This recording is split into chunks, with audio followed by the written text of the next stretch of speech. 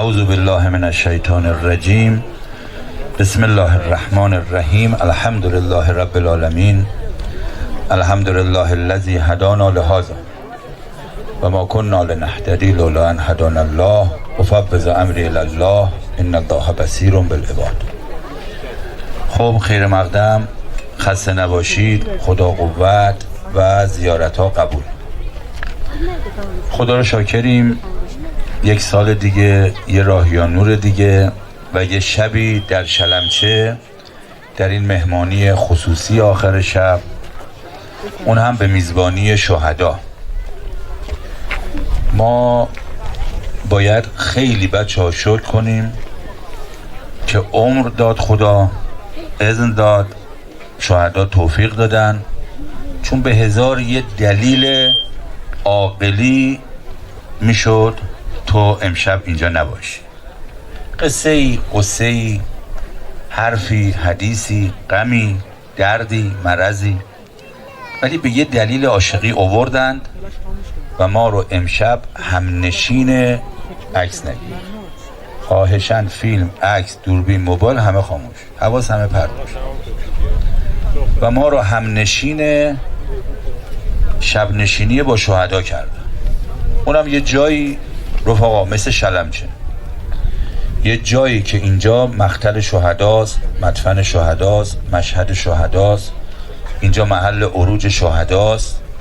قطعاً و حتماً وقت عروجشون امام عصری آمده رفته، ابی عبدالله آمده رفته، ملائک خدای آمده رفته و از یه طرف هم شبا میگیم شلمچه به هم دیگه استخون این بچه ها رو تفحص کردند و بردند. گوشتشون اینجاست، پوستشون اینجاست، خونشون اینجاست، قاطی این خاکاست و امشب ما رو آوردن شب نشین اینجا کردن که اینجا شلمچه است، که اینجا محل عملیات کربلای 5 که حضرت آقا میفرماید شبهای عملیات کربلای 5 شبهای قدر انقلاب اسلامیه. شبهای قدر انقلاب اسلامی رو قدر بدونید. امشب که اومدید شلمچه قدر بدونید. ما بچه جبهه یا قدر شبهای عملیات ندونستیم. اینجا دلا رقیق میشه، با خدا رفیق میشه. اینجا بچه هر کی نشست شهیدات سری تو سراش میکنن. اینجا خار بشی گل میشی. اینجا سبک بار بشی سبک بال میشی، پرواز میکنی. گفت شهیدات تقوا رو رعایت کردن، یعنی پروا کردن، یعنی حدود خدا رو رعایت کردن. اگه میخوای پرات واز بشه باید پروا کنی، تقوا رو رعایت کنی. بچه‌ها امشب تو این دقایقی که دور هم جمعیم یه ذره حواستو جمع کن، یه ذره دل بده به بعضی از روایت هایی که شهدا میذارن تو کام ما، تو کلام ما، تو زبون ما. گوش بده.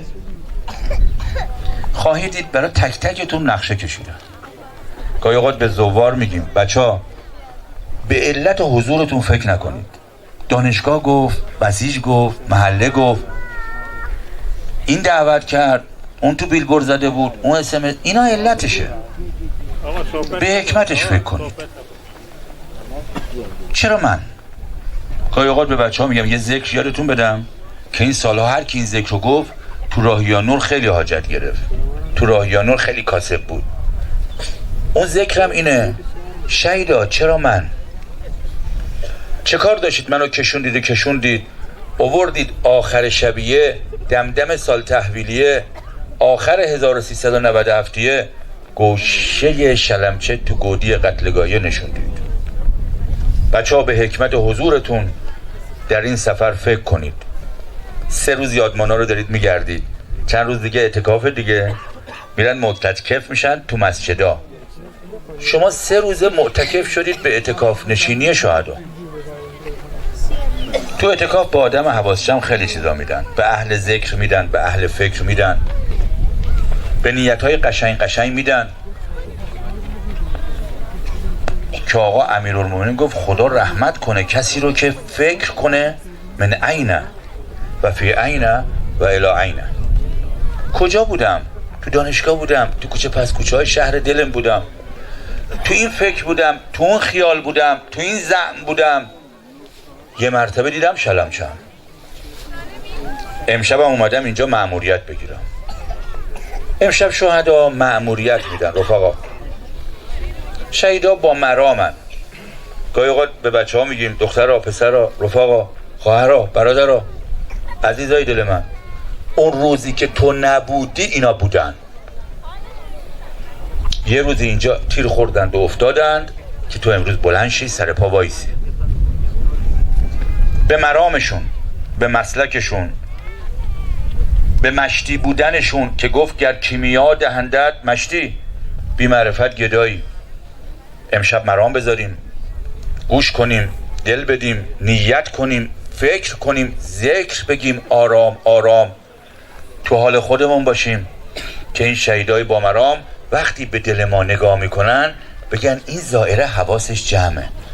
دیدی سر کلاس درس یه ذره حواست پرچه، یهو استاد یه رو با کلاس رفته آقا نیستی، بعد یهو خودت میگی وای نبودم یه رو. اینجا کنتور ما به ثانیه است، دقایق ما کوتاهه، فضا برکتیه. اینجا فضای رقیق شده زیر قبه امام حسینه. اینجا بین الحرمین امام رضا و امام حسینه. ایور امام حسینه، اوور امام رضاست. تو رو در بین الحرمین امام رضا و امام حسین نشستن. آخر سالیه آوردن، دم سال تحویلیه آوردن، همه دارن لباس نو میپوشن، آماده عید دیدنی میشن آوردن که خاکمال گوشت و پوست خون شهیدا کنن. گفت نفخت فیه من روحی. من میگم امشب شهیدا اومدن بدمن به تو با دمشون. امشب میخوان نفس مسیحا دمی بهت بدن. رفیق جون من بیا این چند دقیقه رو حواستو جمع کن. امشب دل بدید، خواهید دید برات و در این سفر گوش بدید به حرفهای شهیدا که این راوی، که اون روحانی، که این کاروان، که این یادمان، تو این پادگان. گفت اون شب دست شلمچه و از قصه نجاتم دادن و در آن لحظات خاص آب حیاتم دادن. این شهیدا با مرامن، این شهیدا با معرفتن. گاهی اوقات میگم داری خاطرخواه؟ من خاطرخواه سراغ دارم. قبل از اینکه تو به دنیا بیای اون خودشو برا تو کشت. شهیدا رو میگم. 70 یا 80 یا 10 60 یا 1365 کربلای 5. کجا بودی تو؟ تو گهواره بودی 60 یا. اگه به من بگی این شهیدا مرامو از کجا آوردن، معرفت و مشتیگری و لوتیگری از کجا آوردن که امروزم اومدن از عالم بالا من الحقه الی الخلقه که دست این خلقه رو بگیرن ببرن الی الحقه. میگم از آقا روح الله گرفتم. آقا روح الله که خداپرست بود، آقا روح الله که اهل توحید بود. امشب میخوام اول جلسه براتون توحید رزمنده ها و امام با خاطره بگم. بچه ها آقا روح الله خداپرست بود، آقا روح الله اهل توحید بود، اهل معرفت بود، اهل معنا بود. بیاید امشب خداپرست شیم. بیاید امشب رابطمون رو با شیطان قطع کنیم. گفت هرچی منقطع بشی به خدا متصل میشی. هرچی منقطع بشی به خدا متصل میشی. میشه بچه هم شیر بخوره هم خون بخوره؟ نمیشه بابا. بچه به دنیا میاد بند نافش قیچی میشه، خون خوردن تموم میشه، شیر خوردن شروع میشه. وقت امام میگه من هرچی دارم از مناجات شعبانیه دارم که الهی حبلی کمال الانقطاع الی. بچه امام با خدا بود، امام خدا میدید، امام خدا فکر میکرد، امام از خدا میگفت. هرچی امام میگفت خدا بود و خدا بود و خدا بود، خدا بود و خدا بود و خدا بود. خودتون باید شروع کنید. گوش کنید. تمام خوف و ترس هایی که انسان دارد از دشمن برای این است که خودش رو میبیند. اگر چنانچه دید که خدا هست در کار، برای خدا دارد کار میکند، نمیترسد، برای اینکه مقدرات دست اوست. گمان نکنید که شما خودتون میتوانید یک کاری انجام بدید. شما اون هستید که اگر یه مگس بیاد آزارتون بدهد شب نمیتونید بخوابید یا روز نمیتونید آرام بگیرید. اگر یک پشه در شب بیاد نمیذارد شما آرام بگیرید. شما اون کس هستید که اگر یه عنکبوت بیاد حمله به شما بکند میترسید. شما اون کس هستید که اگر یک گنجشک از شما یه چیزی برداره برد قدرت ندارید ازش پس بگیرید. همه عجز است، همه فقر است، هرچی هست از اوست، پس خداست. بچه‌ها وقتی آدم با خدا میشه اون وقت 55 سال پیش، چند سالته؟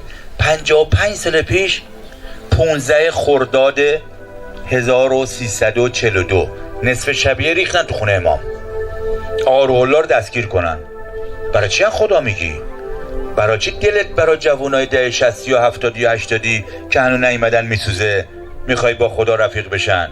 نصف شبیه تو خونه گرفتنش، آوردنش بین جاده و قم و تهران کنار دریاچه شور. خودش میگه آقا روح الله حضرت امام یه لحظه ماشین وایساد، حس کردم کارم تمومه، میخوان منو تو این بیابونی سربنیز کنن.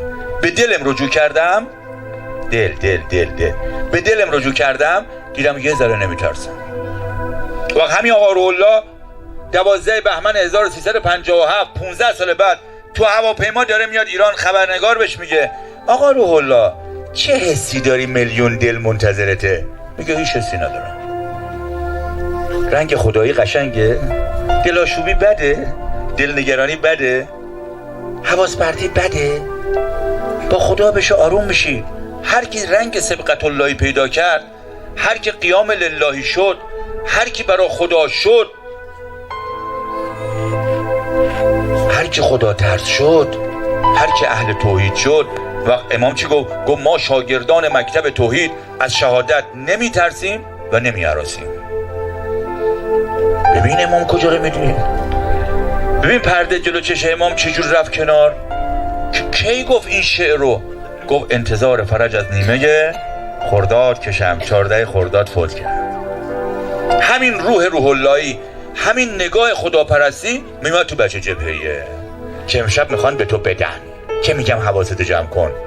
اول ماه رجبیه که وقتی میگن عین الرجبیون میبینن یه عده تو خاکا شلمچه نشستن. و حسین بادپا میگه بچه لشکر سال الله نیروی اطلاعات عملیات حاج قاسم سلیمانیه، گذاشتنش حاج قاسم و تیم اطلاعات عملیات لب اروندیه فاویه آب رو اندازه بگیرن. چند ماه 6 ماه قبل از عملیات خود ما رو بردن گوشن لب آب، خط آشنا بشیم. شب بلفجر با قایقا زدیم رو سر قواصا بدش. میگه 1:30 شب بود، نگهبان منو بیدار کرد. پا شدم از خواب، دیدم خوابم میاد. گفتم یه چرت دیگه الان میرم، چشم هم رفت 20 دقیقه خواب موندم. 1 ماه 2 ماه 3 ماه چند وقت اینا دارن اندازه میگیرن هر شب آب رو که جذب چقدر، مد چقدر، جذب چقدر. گفتم دیشبم همین بود دیگه، 1:30 تا 2 سانت اومد بالا، 3 سانت رفت پایین. نوشتم ولی خواب رفته بودم. صبح محمد رضا کاظمی اومد از طرف حسین یوسف اللهی مسئول اطلاعات عملیات لشکر سارالله حاج قاسم گزارشو بگیره از من ببره قرارگاه. تا گزارشو دادم دستش که حسین، گفتم چیه؟ گفت دیشب دروغ نوشتی، شهید نمیشه. گفتم برای چی داری میگی سر رو سر ما میذاری؟ دیدی مثلا میگفتن نور بالا میزنی شهید میشی، شهید نمیشی. گفتم چی داری میگی؟ برو این حرفا یعنی چی؟ گفت دروغ نوشتی. دروغم میگی الان؟ دیگه یخشو گرفتم. گفتم محمد رضا تا نگی ولت نمیکنم. از من اصرار، از او انکار، تا آخر گفت بهت بگم بشد حسین بادپا، تا وقتی من محمد رضا کاظمی این حسین یوسف اللهی مسئول اطلاع لشکر سارالله شهید نشدیم، حق نداری به کسی بگی که دوتایشون تو بلفجشتی هم محمدیا شهید شدن. گفت چی بود؟ گفت دیشب 1:30 شب خواب بودم، حسین یوسف اللهی من از خواب بیدار کرد. گفت پاشو محمد رضا. حسین بادپا لب اروند خوابش برده داره دروغ می‌نویسه. برو بهش بگو شهید نمیشی. دروغ گفتیم شهید دوستتون داریم سر از شلمچه در آورده. امشب راست بگید دیگه چی کار میکنم؟ امشب شهیدا اومدن یه بار دیگه خودشونو برای تو بکشن. رفتیم گلزار شهدا. جعفر احمدی میانجی پسر آیت الله احمدی میانجی گفت حسین یکتا میرم تو این قبره میخوابم، بیا سنگ لحد بذار. گفتم جعفر دست فردا. بچه‌ها تو جبهه قبر میکنن، خلوت میکنن. گفت نه من میرم تو این قبر خالی گلزار میخوابم. بچه‌ها رفت خوابید. من سنگ‌های لحد قبرهای خالی گلزار شهدای قم گذاشتم نشون به این کوی بی‌نشون‌ها. یه رو 10 دقیقه بعد پا شده رفتیم پایگاه. موقع شبا بسیج میخوابیدیم. دقیقاً ظهر تولد امام زمان، از عشقی که به امام زمان داشت نماز مسجد جمع کردنش ترک نمیشد. شبای چهارشنبه ظهر تولد امام زمان تو بیابونهای جزیره جنوبی کمین طلایه، یادمان طلایه رفتی؟ خمپاره اومد تو سنگر. جعفر شهید شد. که شهید شد 1 سال و نیم بعد از اون شبی که ما با هم رفتیم گلزار شهدا جعفر شهید شد. به ترتیبی که شهیدا رو دفن کردن پر شد. تو همون قبری که اون شب خوابید نوبتی شد. خودم بردم خوابوندم، تلقینشو خوندم. گورتو کجاست؟ کفنتو کجاست؟ گو امو زنجیر باف کفن منو بافتی، پشت کو انداختی. رد نخ کفنتو داری؟ گو شهید میشم که نیزاره، که هوره، که ایام شهادت از زهراست، که مفقود میشم. 30 سال بعد روز شهادت حضرت زهرا تو مشهد تشییع شد. کی بود؟ عبدالحسین برنسی، معمار بی سواد کم سواد مشهدی. نه دختر پسر دانشجوی مدعی. شب اول قبل فکر کردی بر تو حضرت علی میارم، برای تو حضرت زهرا میارم، یه قواس لباس مشکی میارن، یه بچه بسیجی میارن رو بچه پر رو کم میکنن. آقا یکتا تو نیستی، نمیدونی تو دانشگاه چقدر سخت خوب باشیم. چشم، گوشم، دلم، دستم، پام. بچه ها اهل توحید بودن. شهید زینالدین گفت گروه آماده شه بره برای شناسایی ولفج چاریه. کانیمانگا ترونیا عمل کردن. پشت کانیمانگا ما یه گروه آماده شدیم برای شناسایی. من دیدم یکی از بچه ها زیر درختای بلوط پشت کانیمانگا ولفج چاریه سال 62 برج 67 داره غسل میکنه. غسل واجب و لازمشه یا غسل شهادت میکنن. بچه اومدیم سوار توییتا بشیم. گفت بچه ها میاد همه با هم یه عکس بگیرین. عکس من دارم تو این کتاب خودمونم زدیم. بچه ها وایسادیم پای توییتا همه عکس گرفتیم. گفت بچه ها من یه شیشه عد دارم، میاد همه به هم بزنیم. شیشه عدشو در آورد، همه به هم زدیم. من پریدم بالا توییتا جا راحت‌تر بگیرم وایسم که تا میریم تو خط بالا پایین نپریم. 4-5 کیلومتر تو خط فاصله داشتیم. خدا گفت بالا پریدی جا راحت‌تر گرفتی، تو اومدی بمونی نیومدی بری.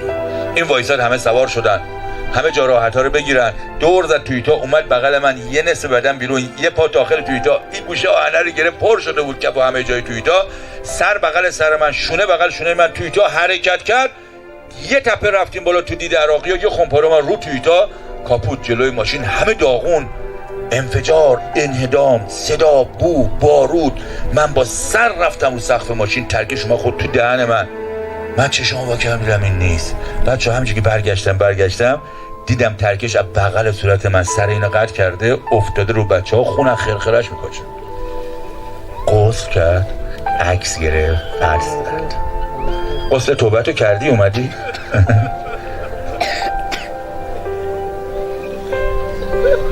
بچه ها شهیدا اهل توحید بودن، شهیدا خداپرست بودن. گفت دل صد دله یه دله کن، مهر دگران ز دل خودت یله کن. امشب دل بده، این چیزای الکی به دل خودت رها کن. بچه ها شهیدا اهل توحید بودن، بچه ها شهیدا اهل توحید بودن. و آقا روح الله یه شاگردی تربیت کرد، پرچم و علم و داد دستش که او هم اهل توحیده. که حضرت آقا وسط این بزن وسط احقاد بدریت و خیبریت و هنینیه، وسط داعش داخلی و منافق داخلی و جاسوسای داخلی و وسط همه قصه قصه ها. آقا سید چه خبره؟ میگه خبری نیست، دل آرام دارید. انما یا ربی، خدا با ماست. انما یا ربی مال کیه بچه ها؟ مال موسی پشت نیله. یعنی غرق فرعون نزدیکه، به شرط ها و شروط ها و مجاهدت من شروط ها. اون وقت میبینیم آقا سید تو 19 دقیقه به قومیا چی گفت میبینم. همون میبینمی که امام یه روز اینجا گفتیم آقا روح الله آتیش سنگینه، گفت صدام جز خودکشی راهی نداره، صدام رفتنیه، راه قدس از کربلا میگذره. گفت این جنگ مقدمه فتح فلسطینه، از پشت دیوارهای بصره رفتیم پشت دیوارهای بیت المقدس. هرچه امام گفت شد و هرچه آسلی آقا میگه داره میشه. آقا سید کجا رو میبینی با نگاه توحیدی؟ که فرمود میبینم خدای متعال جایگاه رفیعی را به برکت محبت اهل بیت برای ملت ایران در نظر گرفته. کجای شهیدای کربلا 4؟ کجای شهیدای کربلای 5 ظاهراتون اومدن که صبحیه کلافه بودیم کربلا 4 چی شد؟ چرا این شهیدا جا موندن؟ گفتی یه روز گم شدن که بعد پیداشن تو شهر دل ما تشییشن تا ما گم شده ها پیدا شیم. گو امه بیا گم شده پیدا شده.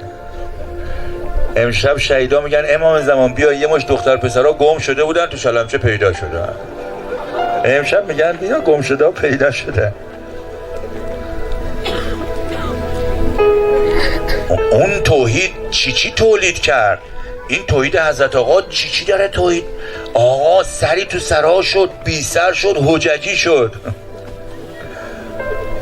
بچه ها امام و شهدا و حضرت آقا اینا اهل توحیدن، اهل معنان، اهل معرفتن. بچه ها وقتی اهل توحید میشی اتفاق بعدی میفته. چیه؟ با خدا میشی، اهل توکل میشی. توکل چیه آقا یکتا؟ دیدی یه حاجی بازاری بهت بگه برو پا درس خوندن، برو تو زندگی من به پات پایم، میلیاردر شهرتون، بزرگ فامیلتون، میای به همه میگی حل شد. حالا فکر کن خدا بگه و من یتوکل علی الله فهو حسبه، هر کی به من توکل کنه من به پاش پایم. روایت میگه که خدا در بن نیت مؤمنه. من کان لله، خدا با همه خدایش کان الله له. بچه ها امام اهل توکل بود. بچه ها امام اهل قیام لله بود که گفت اگر قرآن نیامده باشد و فقط همین یک آیه آمده باشد که قل انما اعظکم بواحده ان تقوموا لله مثنی و فرادا، بس است برای هدایت بشریت. بچه ها امشب قیام لله کنید، امشب نیت‌های خوشگل کنید، امشب برای خدا عهد و پیمون‌های محکم ببندید. امام اهل توکل بود، تکیه داده به درخت سیب تو پاریس. آقا روح الله کارت با شاه چی میشه؟ گفت شاه رفتنیه، شاه باید بره. پشت به چی گرمه اینجوری به درخت سیب تو پاریس تکیه دادی میگی شاه باید بره؟ مگه تو بسیج داری؟ مگه تو سپاه داری؟ مگه تو کسی داری؟ 14 خرداد بود 52-55 سال پیش. گفتن به امید کدوم نیرو داری قیام میکنی؟ گفت نیروهای من تو گهوارن. کربلا 5 گهواره نشینا اومدن شلمچه، گهواره نشینای 42 اومده ایران، تو بهش زهرا نشسته، دولت شاه سر کاره، میگه دولت تعیین میکنم، تو دهن این دولت میزنم. آقا رولا به پشتیبانی کی حرفا رو میزنی؟ آقا رولا آمریکایی‌ها دارن نقشه میکشن. بچه‌ها ما برای شما از شلمچه میگیم، از فکه میگیم، از طلایه میگیم، از خیبر و بدر و فاو و ولفجر 8 و کربلای 4 و 5 میگیم، اما از جنگ قبل از جنگ نگفتیم. و از قصه های به دل امام که قلبش درد گرفت از قم بردنش تهران نگفتیم. از لحظاتی که همه نقشه کشیدن کودتا کنن نگفتیم. از خلق ترکمن و خلق کرد و خلق عرب و از حزب خلق مسلمان و پانترکیز که همه اقشار و اقوام ما رو داشتن اذیت میکردن نگفتیم. بچه ما از سرهای بریده در کردستان برای شما نگفتیم. دختر خانم بله نمیگفت. دختر دموکرات کموله داعش اون موقع 58 میگم، جنگ قبل از جنگ میگم، دختر چرا بله نمیگی؟ گفت زیر لفظی میخوام. زیر لفظی چی بهش بدیم؟ گفت میشه سر یه آخون جلو من ببرید. رفتن یه آخون از زندان دولته آوردن بیرون، سرشو بریدن. گفت نه من یه پاسدار رو میخوام سرشو ببرید. یه پاسدار سر بریدن، یه ارتشی آوردن، یه جهادی آوردن، یه سپاهی آوردن. ما از سرهای بریده برای تو چیزی نگفتیم. ما از بچه هایی که به اسارت دموکرات کموله افتادن گفت حاج حسین رسیدم تو روستا، جعفر جهرودی بر من میگفت رسیدم تو روستا، این روستا رو آزاد کردیم، بچه ها رو خوابونده بودن کف زمین، میخ طویل به کف دست به ساق پا گیر داغ کرده بودن، تو دهنشون کرده بودن. ما از اونا بر تو چیزی نمیگیم که راحت باشی، تو کیف انقلاب رسیدی. ما راجع به 17,000 شهید تو خیابون که منافقین از ما کشته گرفتن چیزی نمیگیم.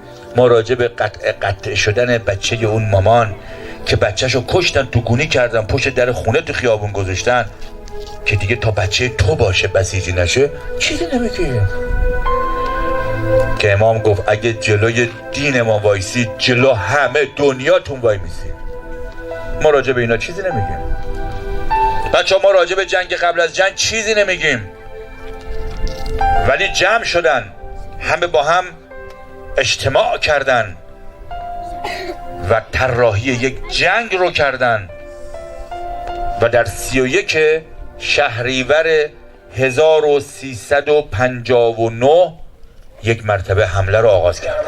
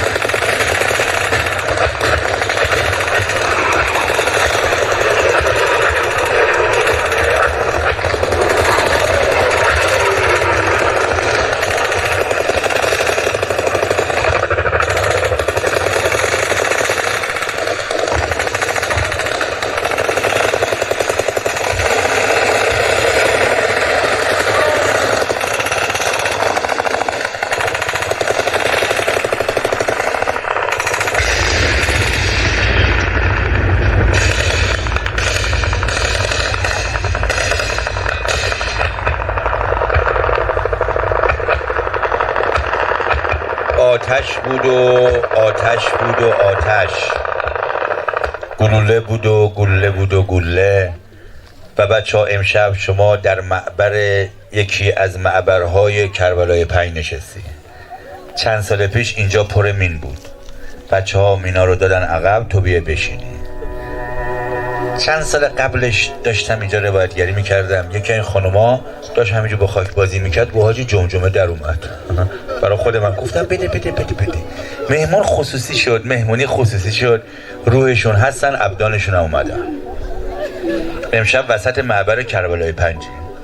ما از مینهای شلمچه برای تو چیزی نمیگیم، ما از والمریای شلمچه برای تو چیزی نمیگیم، ما از هواپیماهای سوپر استاندارد و میگ ها و ما از تانک های تی 72 برای تو چیزی نمیگیم، ما از نونی های نیم دایره به ارتفاع 15 متر و قطر 250 متر چیزی نمیگیم، ما از زمین تمام مسلح و انجام عملیات کربلای 4 و 5 و 8 و بیت المقدس و اول جنگ و آخر جنگ چیزی نمیگیم، ما از گوله خوردن وسط جمع چیزی نمیگیم.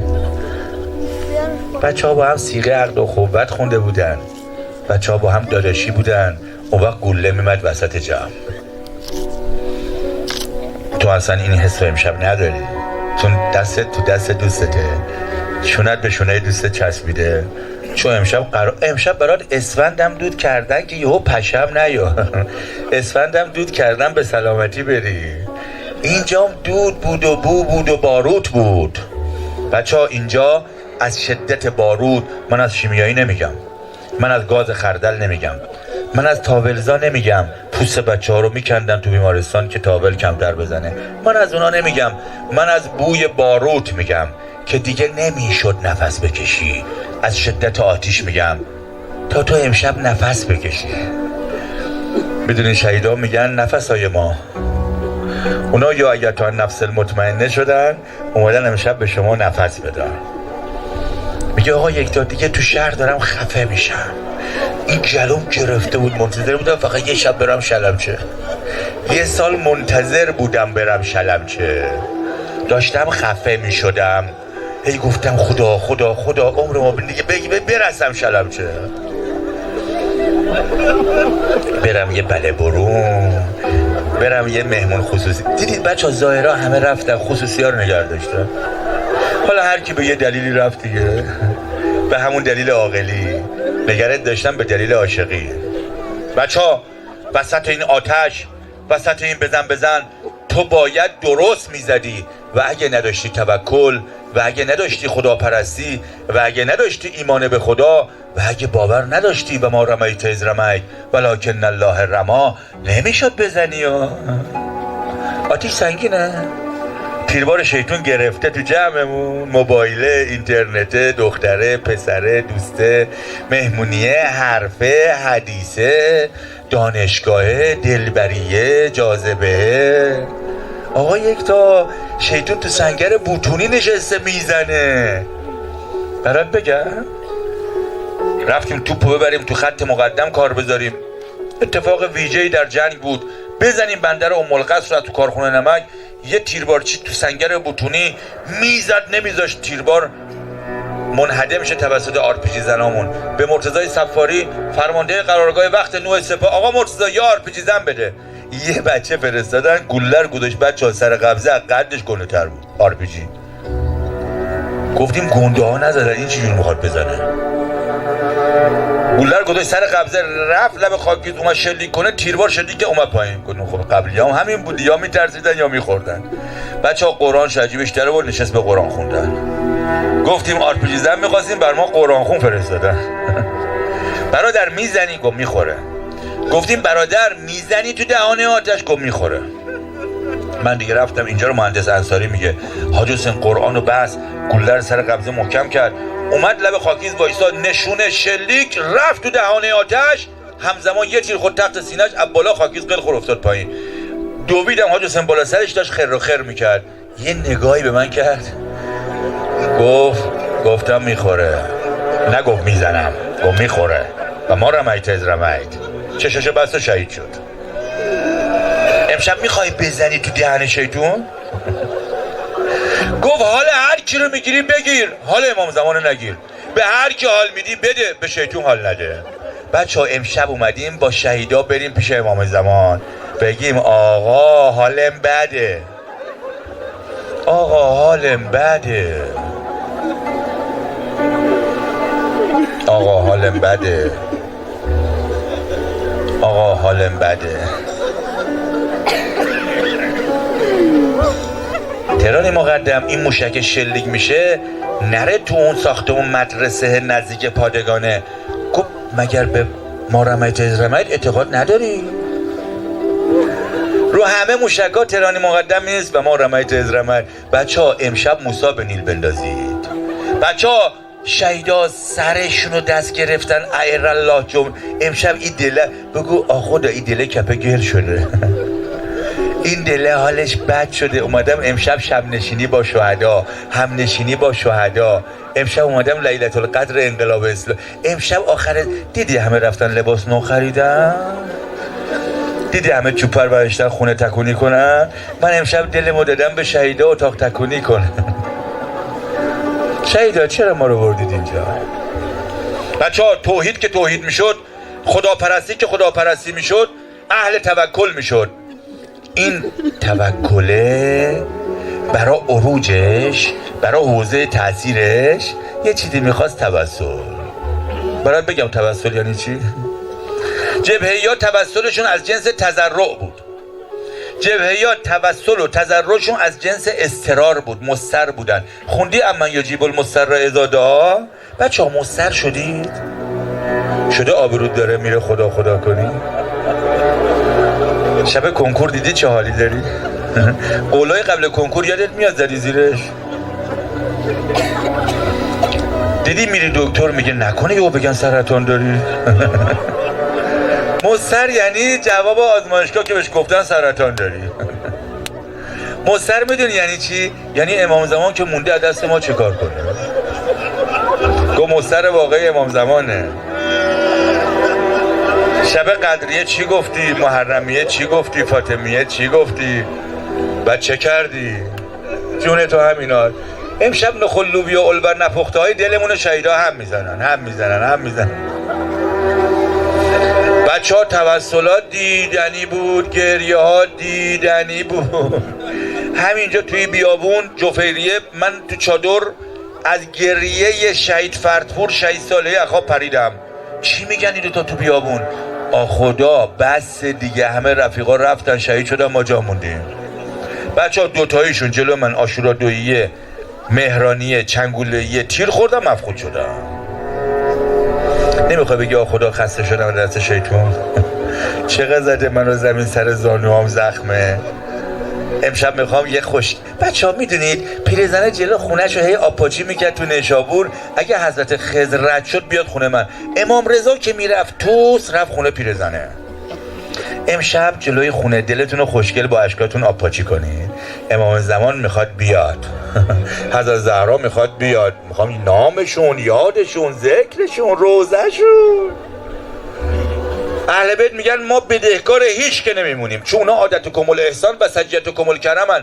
میگن ما یادتون میکنیم بعد شما یاد ما میکنید. به این دلیل شهیدا اول یادتون کردن بعد شما. بچه‌ها عاشق معشوق رو دعوت میکنه به خونش یا معشوق عاشقو؟ عاشق به معشوقش میگه امشب میای شلمچه خونه ما؟ چون بعضیا ما قیافه میگیریم ما عاشق شهیدا شدیم. ببخشید شهیدا عاشق تو شدن. امشب آپاچی کنید جلوی خونه دلتونو. بچه ها امشب بذارید این اشکا بریزه روی این خاکا، میفته رو دست شهید، میفته قاطی میشه با خون شهید. بابا گوشت اینجاست، پوست اینجاست، خون اینجاست، چشای خوشگل اینجاست، چشتو بدی به زمین میبینیش.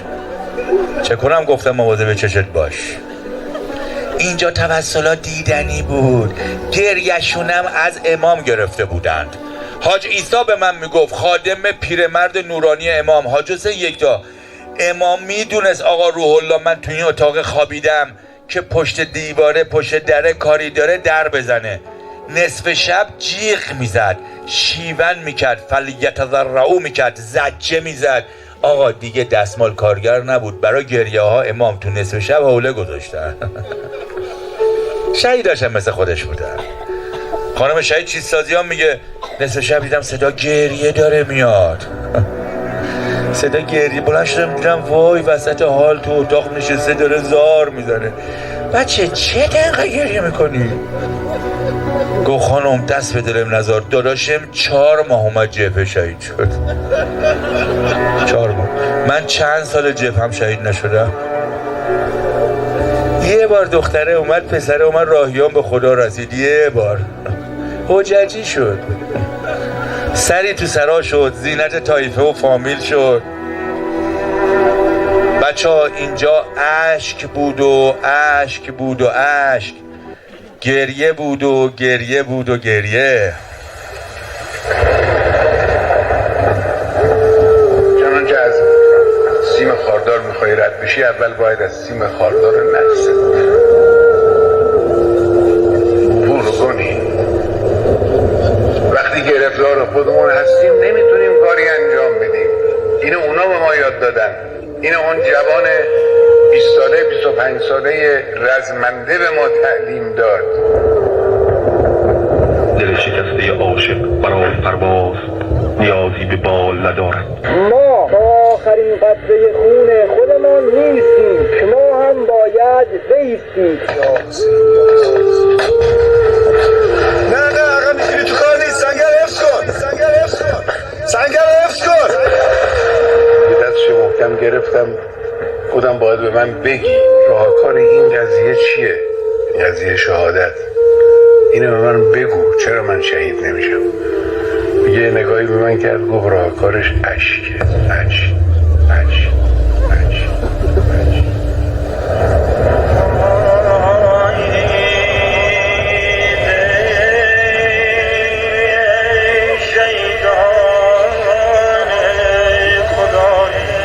کجای شهیدان و خدای مهموناتون اومدن؟ بچه ها میدونید چند ساله اینا لبه این خاکدار نشستن تو بیای؟ بچه پر رو ای تاخچه بالا گذاشتی نیومدی؟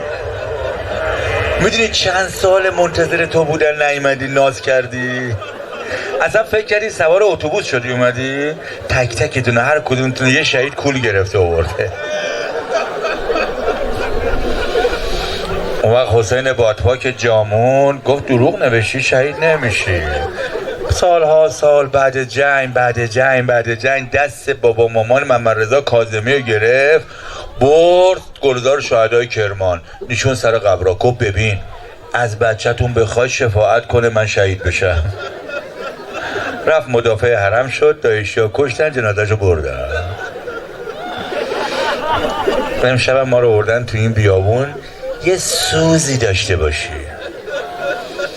امشب ما رو بردن تو این بیابون یه جوری خدا رو صدا کنی مثل شهیدا، مثل شهیدا صدا کنی.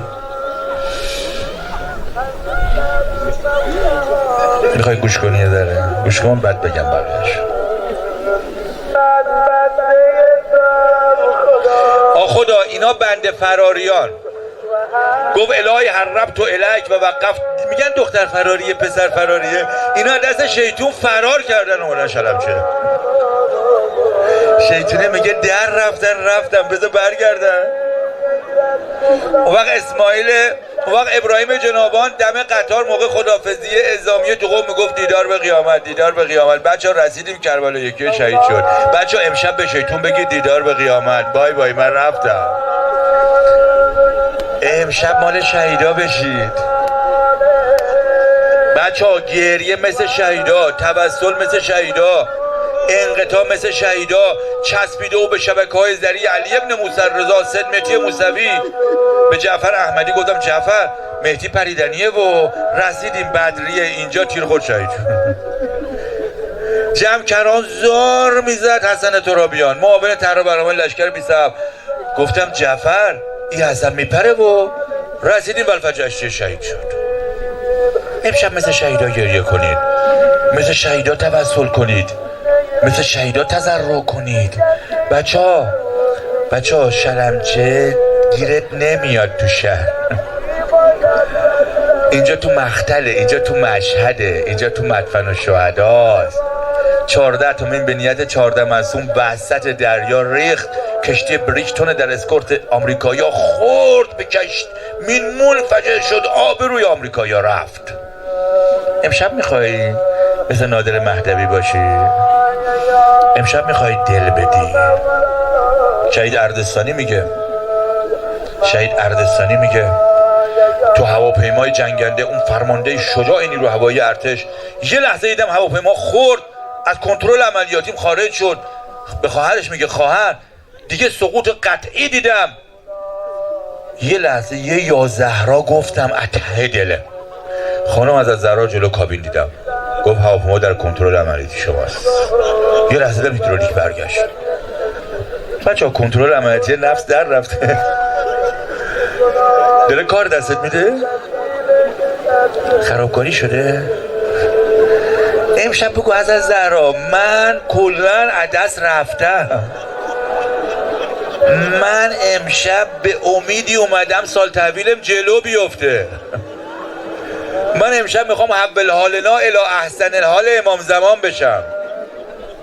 من امشب بله برون اومدم. من امشب مهمون شهیدام. بچه ها وقتی توسلی میشی، توکلی میشی، اهل توحید میشی، اتفاق بعدی میفته. میدونی چی میشه؟ فکرت از خیالای بی خودی خالی میشه، تفکرت خدایی میشه، اهل تفکر میشی. بچه ها شهیدا اهل تفکر بودن. بچه ها شهیدا برکتی بودن. یه سگدوی حرکت میزنیم برکت نداره. بچه ها شهیدا اهل تفکر بودن، یعنی دستگاه محاسباتی شهیدا عوض شد، کم منفعتن قلیله شدن. یه گروهان 70 نفر سیغه عقد و اخوت داداشی خونده، میزنن به یه خط میشکست. یه لشکر میزد نمیشکست. یه استخون میاد کل کشور به هم میریزه. دیدی؟ چون نظر کرده است استخونش اثر کرده است. بچه ها شهیدا وقتی با خدا می شدن، اهل توحید می شدن، متوکل و توکلشون نگاهشون خدایی می شد، اهل توسل می شدن، تفکرشون الهی می شد، محاسبات عوض می شد. عقلانیتی که در جنگ داشتیم پایش حکمت بود. این که گفتم به حکمت حضورت فکر کن، بچه ها شهیدا حکمت بنیان بودن. دیدی میگن دانش بنیان؟ دیدی میگن های تک؟ آخر های تک، آخر دانش بنیان شهیدا بودن. خبرنگار اومد جبهه، فرمانده عالی رتبه شهید شد. کیو میگم؟ حسن باقری. خدا بهش عمق دیدی داد، میگم این فرمانده رو نزنید، خیلی ترسوه. عراقیه رو شناسایی کرده بود، شب عملیات به درد اون میخوره، با نیروهاش اسیر میشه. این فرمانده صبر کنید بره مرخصی، بعد عملیات شروع کنیم. این باشه تو خط، کار سخت میشه. فکر باز میشد، معبره پیدا میشد. وقتی گریه باشه، توکل باشه، خداپرستی باشه. گردان کپ کرده، همه رو زمین خوابیدن. پاشو بابا بریم، پاشو حرکت کن، عبدالحسین برنزی گردانو بکش جلو. میره به سجده گریه میکنه، پا میشه بلند میشه میگه 10 تا به راست 20 تا به چپ. معاونش میگه رفتم عجب معبری، صبح یخشو گرفتم. عبدالحسین از کجا فهمیدی اینو؟ گفت بهت میگم تا شهید شدم به هیچ که نگی. حضرت زهرا در گوشم گفت 10 تا به راست 20 تا به چپ. فکر خدایی میشه، فکر الهی میشه، پل بعثت میشه، پل خیبری میشه، جهاد خودکفایی ارتش میشه، هواپیمای همه کنار افتاده تعمیر میشه، یه قطعه از آمریکا نمیاد.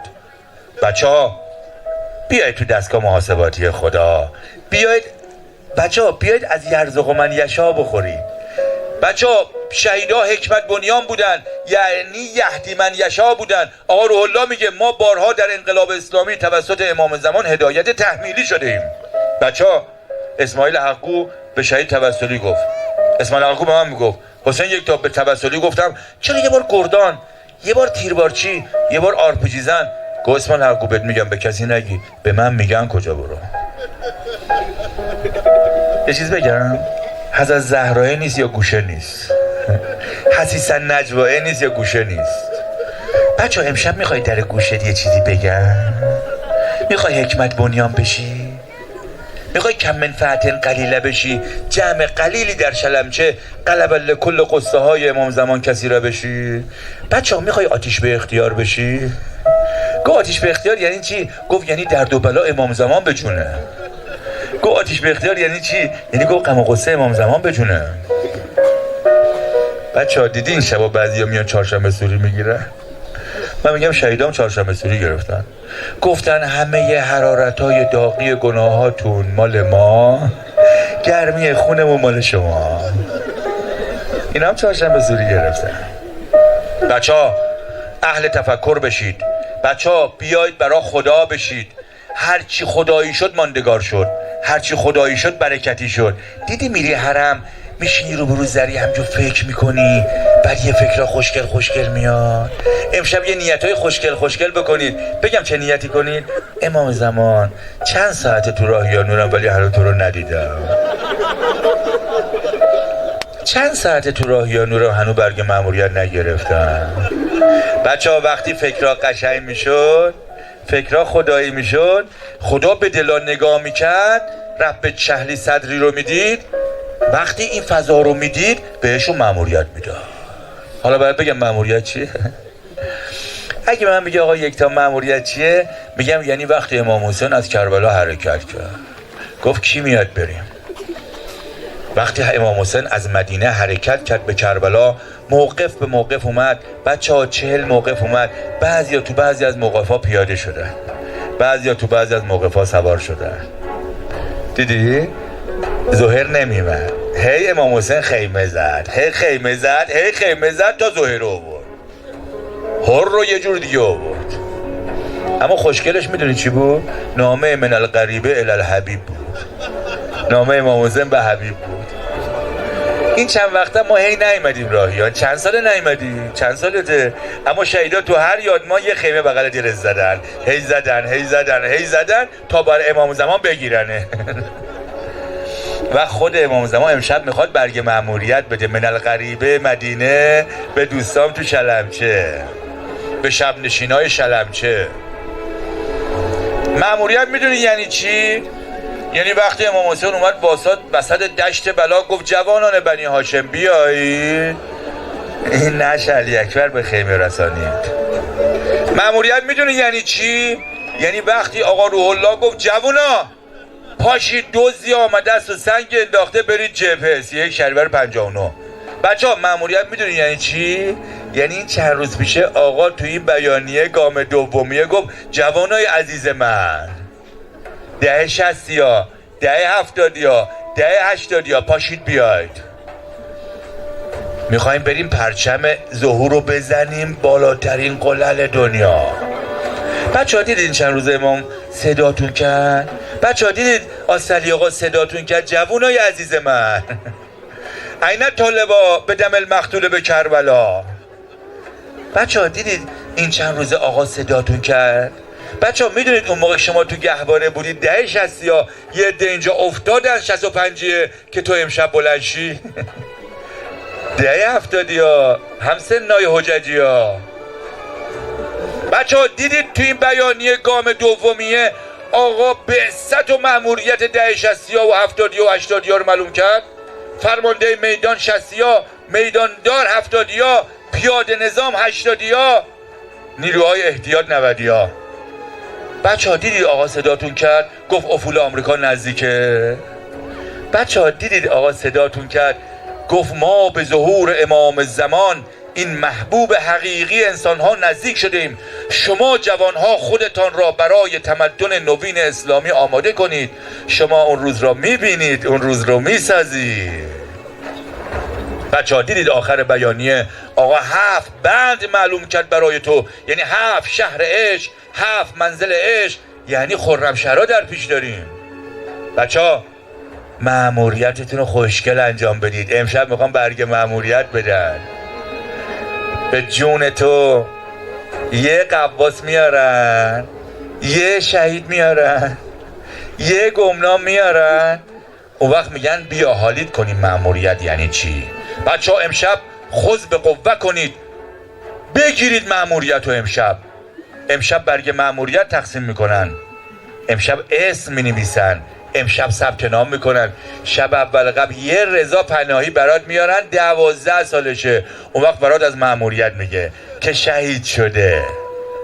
یه رضا پناهی میارن، یه رضا پناهی 12 سالشه یه جوری حرف میزنه رو بچه پر رو کم میکنه. گوش کن.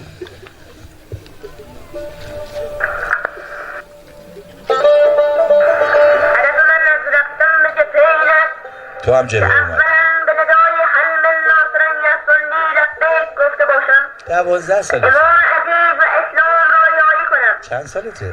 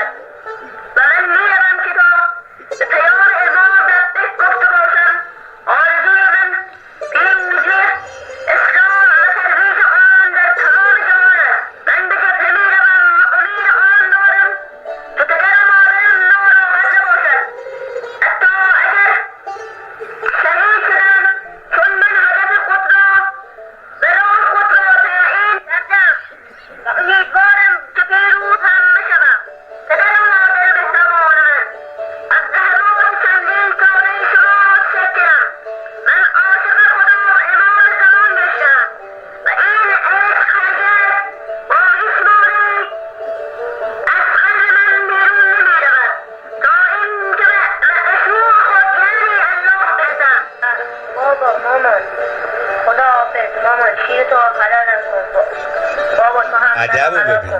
بابا تو هم این همه زحمتایی را که برای من کشیدی منم نمیدانم که جوری آنها را جبران کنم و نمیدانم که با چه زبانی این از شما تشکر کنم. بابا مواظب مامان باش. سفارش مامانش هم میکنه. بچه ها امشب تو صفر مرزی نشستید. بچه ها امشب تو مرز نشستید. بچه ها امشب شب تصمیمه. میخواید مأموریت بگیرید بار آقا ببرید، بار شیطون زمین بذارید؟ بچه ها میخواید جیگر امام زمان خنک کنید؟ آقای نسایی به من میگفت بچه‌ها شهیدان اینجا مأموریتشون خوب انجام دادن. آقای نسایی به من میگفت حاج حسین آخر جنگیه اینجا شلمچه‌ای اسیر شدیم، ریختم ما رو عقب کامیون اونورتر نزدیک بصره، پشت سری برادرها او پایینتر، ما رو کامیون ریختم پایین. یه بچه 15 16 ساله آمل بابلی بغل من با صورت خورد زمین. نگاه کردم پشت کمرش زخمی و خونیه، پیرنو دادم بالا دیدم وای یه ترکش پیچیده تابیده تو ستون فقرات کمرش فرو رفته. داد زدم سر این بسیا نامردا بیاد این بچه داره درد میکشه، دستش تو دست من فشار میداد. این بسیه با یه جعبه آچار اومد، گفتم یا حضرت عباس، در جعبه آچار رو باز کرد، یه انبردست در آورد. حاج حسین گرفت انبردست رو به این ترکش تو کمر این میپیچون تاب میداد، این دست منو فشار میداد، دندوناشو فشار میداد. آخ نگه داغ به جگر این بسیه بذاره. ترکشو کشید بیرون، لب پیران انداخت روش و رفت. گفتم درد کشیدی؟ ولی آخ نگفتی و داغ به جگرش گذاشتی. و بچه ها امشب داغ به جگر شیطون بذارید. امشب جگر امام زمان خنک کنید. حاج حسین رنگش مثل گچ شد، دستش یخ شد، تو دست من رها شد، شهید شد. داد زدم بابا این بچه دست رفت. 2 نفر اومدن دست و پاشو گرفتن وسط این بیابونی توی چاله انداختنش و ما رو سوار کردند و بردند. کی بود؟ داداشش کی بود؟ باباش کی بود؟ خواهرش کی بود؟ مامانش؟ امشب خواهری میکنی؟ امشب او اینجاست داداشی میکنی؟ پدری میکنی؟ سر تپه گفتن بچه ها مأموریتشون خوب انجام دادن. سر تپه گفتن سریع تپه رو تخلیه کنید بیاید. خمپاره خود سر این بچه قرد شد، لب تپه قل خورد سمت عراقی. یه پیرمرد دوید وسط شیب تپه، پیرمرد بیا بالا الان میزننت. سر رو گرفت گذاشت بغل این بدن. گفتیم حاجی بدو بریم، باید تخلیه کنیم، عراقی ها دارن میان بالا. گفت بابا نشدی نمیفهمی یعنی چی، بچه‌مه. تو بچه نداری، تو بچه نداری، اصلا تو جبهه نرفتی، تو مدافع حرم نشدی. مأموریتشون خوب انجام دادن. همسر شهید کجباف گفت اگه پول بدید داعش جنازه شوهرتون میده. گفت میخوام مثل امه بهب پردش کنم، نمیخوام پول بدم به داعشیا. دختره صبح به صبح پوتینا رو میذاشت دم در خونه. گفت ببین شرط ضمن عقد مدافع حرم شدنت بوده، چرا نمیری؟ خانم مدافع میخواد. گفتن خانم بیا این شوهر تو ببریم آسایشگاه، هی تو خونه کتکت میزنه. و گفت عشقمه بزن منو بزنه خودشو نزنه. موجی بود. بالا چشه دختره ابرو میگی قهر میکنه میره. بچه ها شهیدا مأموریتشون رو خوب انجام دادن. امشب باید برگ مأموریت بگیرید. بچه ها میخواید یه کاری بگم بکنید؟ دست راستتون رو بذارید تو دست شهیدا رو خاک. همه دستا راستا رو بذارید رو. بچه ها باور کنید اینها واقعی است. امشب از غصه نجاتت میدهن، امشب برگ مأموریت میدهن، امشب آقا بعد دست راستتو بذار تو آقا دست تو دست شهیداست. اینجا گوشتشونه، پوستشونه، خونشونه، قاطی چادراست، قاطی لباساست. بابا امشب حکم مأموریت میدن. اصلا چرا اسم امشب بله برونه؟ بابا حضرت زهرا میخواد بیاد برای پسرش مهدی از شما بله بگیره که یاریش کنید، که نائبشو تو این گام دومیه یاری کنید. بچه ها تا خیمه یک یا حسین دیگه مونده. علم هر کی علم دست بگیره. که یزید چی گفت؟ گفتش که این علم دست کی بوده؟ همه جاش تیر خورده غیر یه جاش که دستش بوده. امشب مأموریت اینجوری بگیرید. گفت مامان تو خیلی دعا کردی جنازه من پیدا شه، منم خوشحالم جنازم پیدا شد. مامان بهت بگم از اون موقع که جنازه من پیدا شد و من آوردن در گلزار شهدا دفن کردن و تو شبای جمعه میای سر قبر من، مامان بهت بگم تو من از یه مهمونی محروم کردی. مامان ما شهیدای گمنام شبا توی بیابون حضرت زهرا برای ما مادری و مامانی میکرد. که امام گفت سلام و درود ما بر پاره های تن این ملت که در این بیابان جز انیس و مونسی جز همنشینی نسیم بیابان و از زهرا ندارن. این آقا روح الله گفت. بچه‌ها یه چیز بگم و جلسه رو آروم آروم تموم کنیم. اگه امشب از زهرا بیاد تو جلسه، یه دستش به پهلوش، یه دستش رو شونه پسرش مهدی، بگه مامان اینا دارن به تو قول میدن امشب مأموریت میخوان بگیرن در نبرد آخرالزمانی حکمت بنیان، بیان پای کار نائبت و پای کار تو. نکنه مثل حسن بشه، نکنه مثل حسین بشه. امشب به دلا سر میزنه امام زمان. بچه ها امشب من میخوام یه پسر از زهرا دعوت کنم، یه ذاکر اهل بیت. امشب رزق شما بوده، باور کنید. توی مهمونی آسد مجید بیا اینجا. آسد مجید بنی فاطمه رو شهیدا امشب دعوت کردن. امشب میخوام یه پسر از زهرا دعوت کنم. اینم دعوتیه، منم دعوتی، تو دعوتی. این هم مامان بگه. این از چی بگه براتون؟ میگم بچه ها دم وداعه. الان دم وداعه هیچ که رو اینجا با تازیانه نمیزنن. شهیدا دورت میگردن. دیدی میگه دورت بگردن؟ دم ودا اینجا خادما با چوپر وایسادن. اون رقیه بود، اون دختر شهید بود، اون سکینه بود. دم وداییه. میخوایم این پسر زهرا با نفس گرمش تو این گودی قتلگاهیه یه جوری این عهد و پیمونه رو محکم کنه و پاشیم بریم.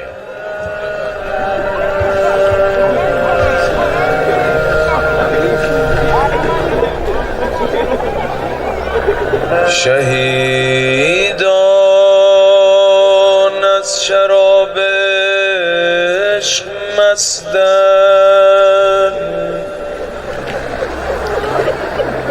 شهیدان شیشه جان را شکستند،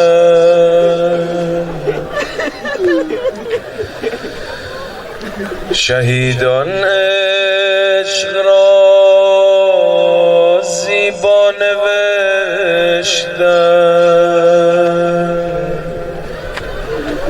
شهیدان زیور باغ بهشتند،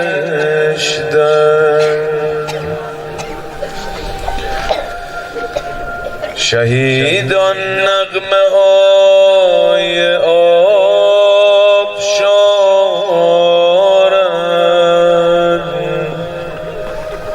شهیدان جلوه باغ بهارند، شهیدان بلبلان خوشنوایند، شهیدان نغمه خوانان خدایند، شهیدان همچو گل سینه چاکند،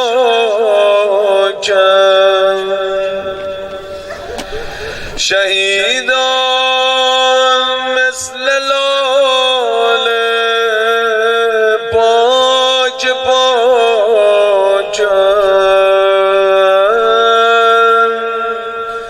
شهیدان شورش از دریا گرفتند، شهیدان سینا گرفتند، شهیدان مثل لاله مثل یاسمن،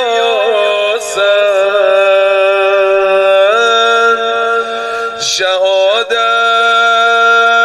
را شهیدان میشناسند. گفت شب عملیات تا سربندارو مردن، هر کی به یک کسی از اهل بیت عشق بیشتری میورزه، اونی که عاشق حسین سربند یا حسین برداشت، یکی عاشق ابوالفضل سربند یا ابوالفضل، اما میگه دیدم یه نوجوون 13-14 سال سربندار رو کنار میزنه. گفتم ببینم دنبال چه نامی میگرده. عاقبت دیدن یه سربند برداشت روش نوشته یا زهرا. اومدم جلو گفتم رفیق میتونم ازت یه سوال کنم؟ گفت بگو برادر. گفتم این همه نام بود چطور نام حضرت زهرا رو انتخاب کردیم؟ اش تو چشش جمع شد یه نگاه کرد گفت آخه من مادر ندارم. همون جور که حاج حسین عزیز فرمودن پیغام به مادرش داد گفت مادر حضرت زهرا برامون مادری کرده. واقعا جاشون خالیه جای ما بین اینا خالیه. واقعا ممنونیم ازشون. تک تک ما رو همونجور که حاج حسین عزیز فرمودن تک تک ما رو کول گرفتن گفتن بیا بیا. گفت تا رفیقم تیر خود رو زمین افتاد سر جرو پام گذاشتم. آروم آروم لباش به هم میخورد. گفتم ببینم چی میگه. گفت اگه میشه سر منو بذار رو زمین بمونم. گفتم رفیق منی چرا قربونت برم سرتو بذارم روی این خاکا. گفت یادت شبای جمعه کمل میخوندیم؟ یادت تو روزا میرفتیم عشق میریختیم؟ همونجا قول گرفتم گفتم یبن الحسن من توی عالم کسی رو ندارم. کربلا هر کی رو زمین افتاد ابی عبدالله سرشو به دامن گرفت. آقا به حق مادرت دوست دارم وقتی سرم رو زمین افتاد شما بیای سر منو به دامن بگیری. اگه میشه سرمو بذار زمین بلکه صاحبم حجت ابن الحسن بیا. یا عبدالله منم زیاد وقتتونو نگیرم. هر کدوم از این شهدا افتادن یقین میدونیم امام زمان سرشو به دامن گرفت. اما نوکرا گریه کنا رهروان شهدا خواهرام و برادرام به ما یاد دادن فرمودن همون جور که امام عزیز فرمود از روزه ها جدا نشید روزه خوانده بشود زیادم خوانده بشه. همه رزمنده ها با ذکر توسل تو این سنگرها بودن و نفس زدن. به جا همشون میخوام از همین جای سلام بدیم ازشون بخوایم گرد و غبار دلمونو بگیرن.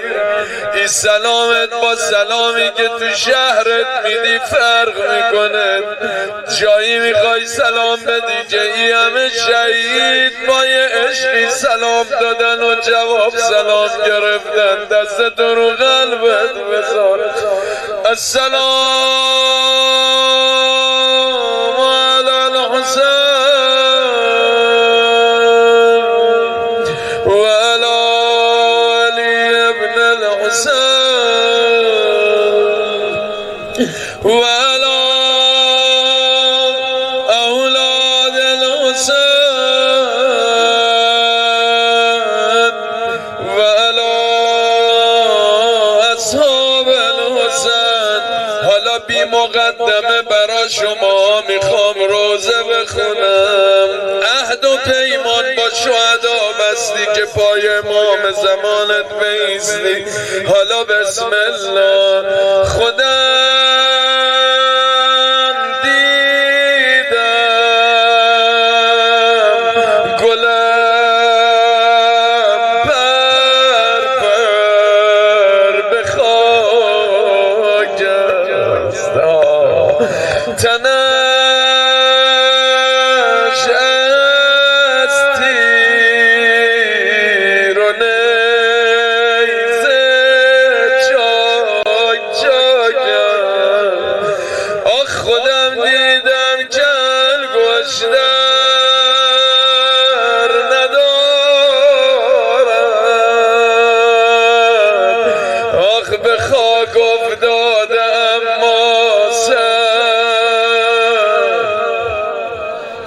ندارد. گفت حسین جان هر بدنی رو میخوان شناسایی کنن، از سر و صورت شناسایی میکنن، اما داداش تو که سر در بدن نداشتی، لباستم به غارت بردن. هر جا نشستی بلند یک صدا